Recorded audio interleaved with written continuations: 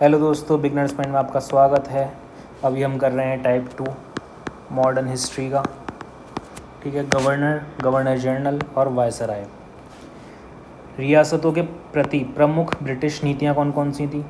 1740 से 65 ईस्वी कंपनी का भारतीय रियासतों से समानता के लिए संघर्ष। फिर 65 से 1813 ईस्वी सुरक्षा प्रकोष्ठ नीति, घेरे की नीति, ये सब। 1813 से 1897 ईस्वी अधीनस्थ पार्थक्य की नीति। 1898 से 1935 अधीनस्थ संघ की नीति। 1935 से 1941 ईस्वी बराबर के संघ की नीति। ये सब नीतियाँ जो थीं रियासतों के प्रति ब्रिटिश नीतियाँ थीं। ठीक है। वॉरेन हेस्टिंग्स घोषणा बंगाल के द्वैशासन की समाप्ति की थी इन्होंने। स्थानांतरण राजकीय कोषागार का मुर्शिदाबाद से कलकत्ता स्थानांतरण कर दिया था। किसका? कोष वगैरह का, जो कोषागार होता है जहाँ पे पैसा वगैरह रखते हैं, इनसे रिलेटेड। राजस्व सुधारों के लिए परीक्षण और अशुद्धि। बंगाल का प्रथम गवर्नर जनरल नियुक्त किया गया था। किसको? वॉरेन हेस्टिंग्स को।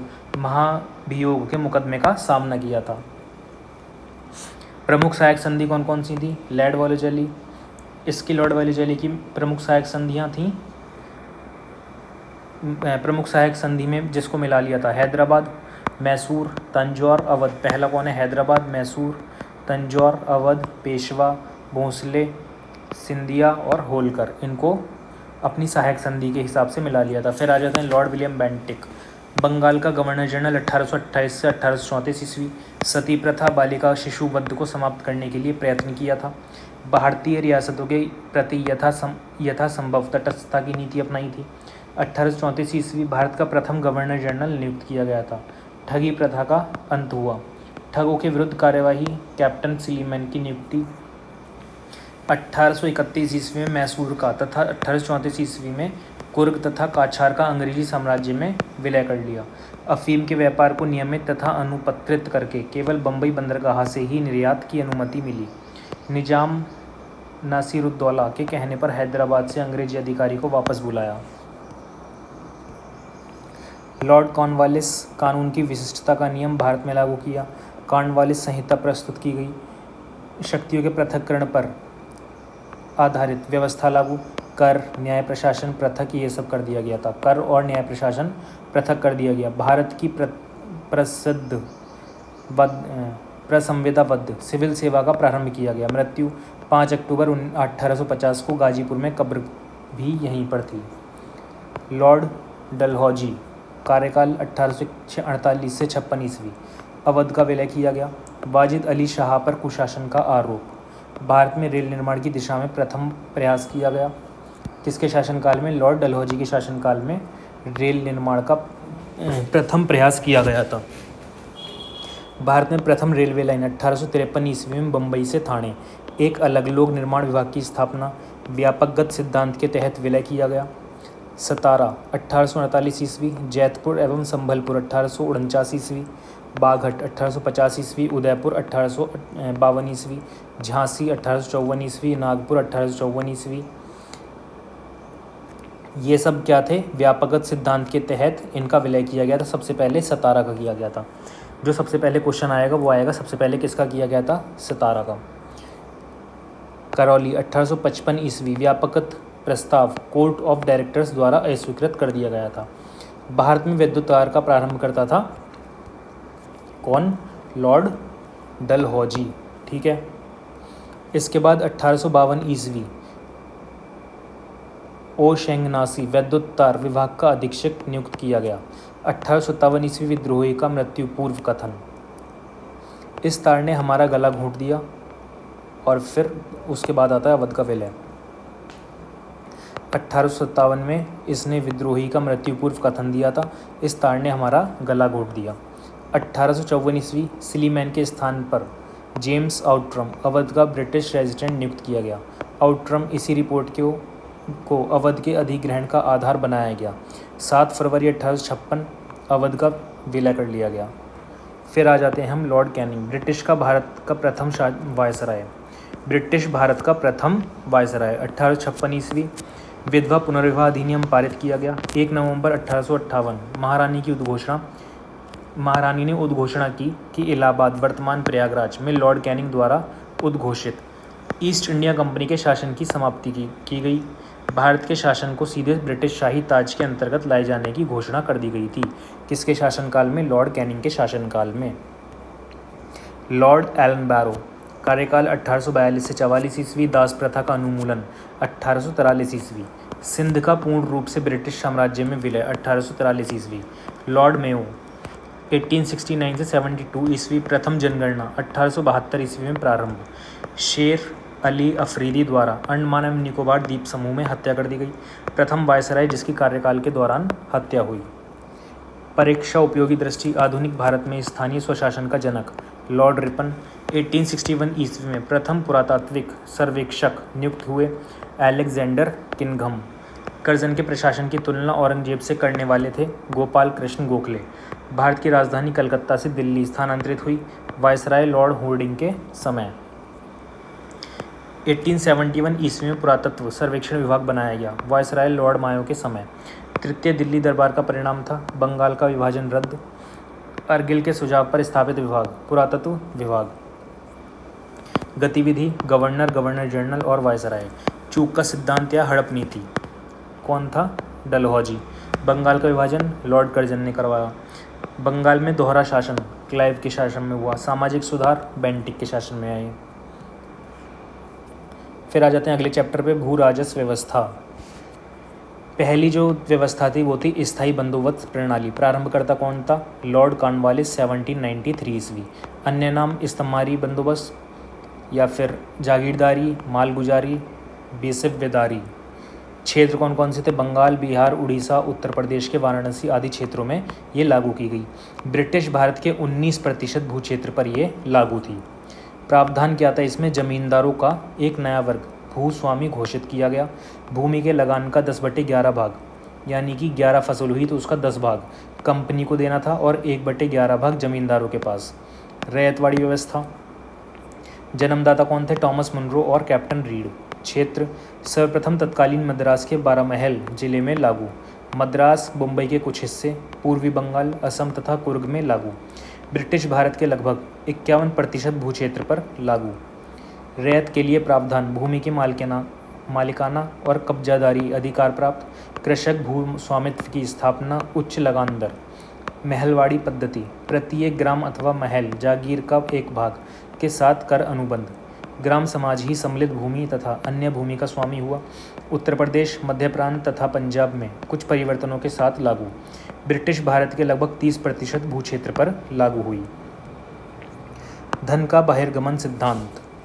धन का बहिर्गमन अवधारणा भारतीय धन संपत्ति एवं माल का अविरल प्रवाह इंग्लैंड की ओर, लेकिन बदले में भारत को पर्याप्त आर्थिक, व्यापारिक अथवा भौतिक लाभ का अभाव। प्रतिपादक Dadabhai Naoroji. England's duties of to India में पहली बार धन के बहिर्गमन सिद्धांत का प्रतिपादन।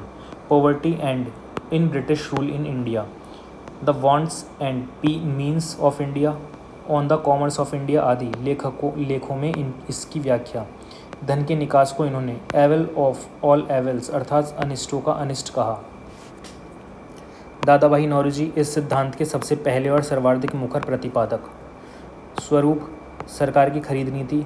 होम चार्जेस अर्थात भारतीय सार्वजनिक ऋण एवं रेलों पर लगाई गई पूंजी पर दिया गया ब्याज। भारत को दी गई सैनिक और अन्य सामग्री की लागत। भारत के कारण इंग्लैंड में दिए जाने वाले नागरिक और सैन्य शुल्क। इंग्लैंड में राज्य सचिव का सारा व्यय वर्ष 1919 तक तथा भारत सरकार द्वारा यूरोपीय अफसरों को दिए जाने वाले भत्ते और पेंशन। ठीक है। अन्य प्रतिपादक क्या थे? महादेव गोविंद रानाडे 1872 में। रामेश चंद्र दत्त अर्थशास्त्री की पुस्तक इकोनॉमिक्स हिस्ट्री ऑफ इंडिया में उल्लेख है। किसकी बुक है? Economics history of India, Ramesh Chandra Dutt. Bharatiya Rashtriya Congress Calcutta अधिवेशन 1896 में आधिकारिक तौर पर धन के बहिर्गमन सिद्धांत को स्वीकृत किया गया। भारतीय अर्थव्यवस्था पर प्रभाव। अनौद्योगिकीकरण, भारतीय हस्तशिल्प उद्योग का ह्रास, भारतीय कृषि का वाणिज्यीकरण प्रभाव, किसानों को हानि, ग्रामीण ऋणग्रस्तता में वृद्धि, गरीबी में वृद्धि, नकदी फसलों का महत्व, खाद्यान्नों में कमी, भारतीय अर्थव्यवस्था का ग्रामीणकरण, भारत में ब्रिटिश वित्त पूंजी का आगमन, भारतीय पूंजीपतियों को हतोत्सान किया गया। ये हतोत्सान हो गए थे, ये मिला था भारतीय अर्थव्यवस्था पर जो प्रभाव पड़े थे। ठीक है, अब मिलते हैं हम क्वेश्चन। अब कर लेते हैं इसके टाइप 3 के क्वेश्चंस। पहला प्रश्न क्या है, टेलीग्राफ लाइन सर्वप्रथम कहाँ से कहाँ तक बिछाई गई। ये अभी हमने थ्योरी में नहीं पढ़ा था, यही फ़ायदा होता है क्वेश्चंस वगैरह करने का। ठीक है, तो वीडियो को पूरी देखो, 3-4 बार देखो कि रट जाए। थ्योरी रटे ना रटे, क्वेश्चंस वगैरह तो पक्का रटी जाएँ। टेलीग्राफ लाइन सर्वप्रथम कहाँ से और कहाँ तक बिछाई गई। कलकत्ता से आगरा तक बिछाई गई। भारत का कौन सा गवर्नर जनरल ओवेन मेरिडीथ के नाम से कविताएं लिखता था। कौन लिखता था, लॉर्ड लिटन। 1892 का भारतीय परिषद अधिनियम किस योजना पर आधारित था, डफरिन योजना। पहली बार डाक टिकट निम्नलिखित में से किसके शासनकाल में जारी किया गया। किसके शासनकाल में जारी किया गया, लॉर्ड डलहौजी के शासनकाल में। भारत सरकार अधिनियम 1919 23 दिसंबर 1919 से लागू हुआ। इस अधिनियम में डैश रिपोर्ट में सिफारिश किए गए सुधारों को शामिल किया गया। क्या हो जाएगा इसका, Montagu Chelmsford. Dash United Kingdom से संसद के 7 सदस्यों का एक समूह था जिसे ब्रिटिश भारत के लिए संवैधानिक सुधारों का सुझाव देने के लिए गठित किया गया था। इसका सही आंसर है साइमन आयोग। लॉर्ड कर्जन द्वारा प्रकल्पित विक्टोरिया मेमोरियल डैश शहर की चरम उत्कर्ष वास्तुकला का प्रतिनिधित्व करता है।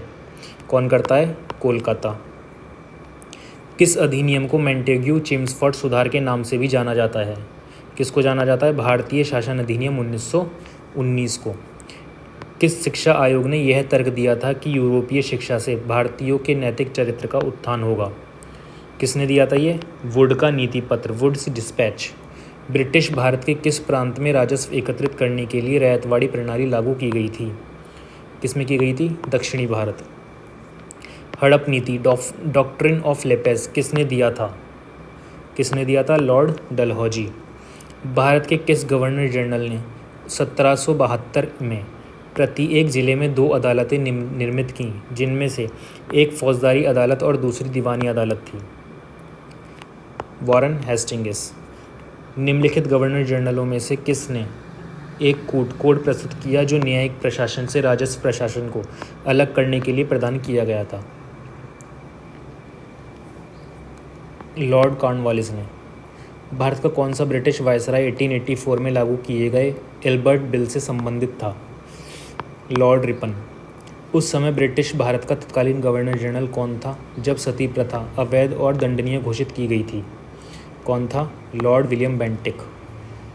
निम्नलिखित में से भारत के किस वायसराय ने 1943 के बंगाल के अकाल पर ध्यान दिया और सेना को भूख से पीड़ित ग्रामीण बंगालियों को राहत सामग्री वितरित करने का आदेश दिया था, लॉर्ड वेवल। वह कौन सा अधिनियम था जिसने भारत में सत्ता ब्रिटिश ईस्ट इंडिया कंपनी से ब्रिटिश क्राउन से स्थानांतरित की थी। कौन था वो, भारत सरकार अधिनियम 1858 में के अधीन ब्रिटिश से ईस्ट इंडिया कंपनी से ब्रिटिश क्राउन के तहत सत्ता स्थानांतरित हो गई थी। निम्न में से किस वायसराय ने 1882 में हंटर कमीशन की नियुक्ति की थी, लॉर्ड रिपन ने। 1780 में डैश ने भारत में पहला अखबार द बंगाल गजट नाम से प्रकाशित किया, जेम्स अगस्टस हिक्की। निम्नलिखित में से किससे 1815 में भारत के पहले महासर्वेक्षक के रूप में नियुक्त किया गया था। क्या हो जाएगा इसका सही आंसर, कॉलिन मैकेर्जी। भारत में औपनिवेशिक शासन के दौरान पहली बार कारखाना अधिनियम निम्न में से किस वर्ष में पारित किया गया था, 1881। निम्न में से किसने भारत में ब्रिटिश राज के दौरान रैयतवाड़ी प्रणाली तैयार की थी, कैप्टन अलेक्जेंडर रीड। औपनिवेशिक भारत के संदर्भ में हॉर्टेंगो कमेटी की रिपोर्ट निम्न में से किस क्षेत्र से संबंधित है, शिक्षा। लॉर्ड हेस्टिंग्स ने डैश की शुरुआत की, जहां ईस्ट इंडिया कंपनी ने दावा किया कि उसका अधिकार सर्वोच्च था और इसलिए उसकी शक्ति भारतीय राज्यों की तुलना में अधिक थी। क्या हो जाएगा इसका सही आंसर? सर्वोच्चता की नीति। निम्नलिखित में से किसने 1784 में एशियाटिक सोसाइटी ऑफ बंगाल की स्थापना की? Sir William Jones. निम्नलिखित में से किस गवर्नर जनरल ने दिसंबर 1829 में सती प्रथा के खिलाफ कानून बनाया था? Lord William Bentinck. निम्नलिखित में से कौन सा भारतीय राज्य अंग्रेजों के साथ सहायक संधि पर हस्ताक्षर करने वाला पहला राज्य था? कौन था? हैदराबाद। निम्नलिखित में से किसने 1878 के वर्नाकुलर प्रेस अधिनियम को निरस्त किया था? Lord Ripon.